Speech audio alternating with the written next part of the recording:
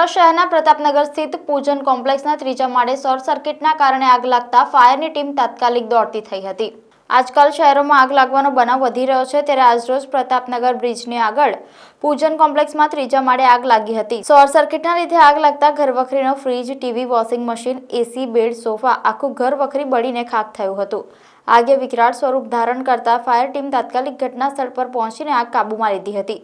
દાંડિયા બજાર fire station સાથે Makarpura fire સ્ટેશનની ટુકડીઓ આવીને પાણીનો સતત મારો ચલાવી આગ કાબૂમાં લીધી હતી। સદનસીબે કોઈપણ રીતની જાનહાનિ થઈ ન હતી, પરંતુ ઘર વપરાતી દરેક વસ્તુઓ બળીને ખાખ થઈ હતી। પ્રતાપનગર બ્રિજ ઉતરીને રાઈટ સાઈડ પર એક કોમ્પ્લેક્સ આવેલું છે, કોમર્શિયલ અને રેસિડેન્શિયલ મિક્સ કોમ્પ્લેક્સ। એમાં ત્રીજા માળે રેસિડેન્શિયલ મકાનમાં આગ લાગેલ હતી।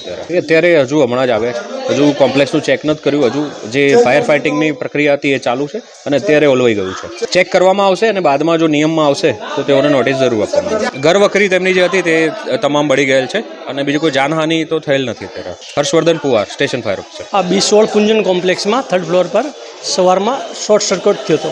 નુકસાન એટલે ઘર આખું ખતમ થઈ ગયું। આમાં બધું એસી બેસી, ફ્રીજ બ્રીજ, કુલર જે બી હતા ને, ટીવી, LED, લેપટોપ, કોમ્પ્યુટર, એટલે બધું અંદર કશું રહ્યું નહીં। એ ખબર નહીં પડશે કેવી રીતે થયું હશે।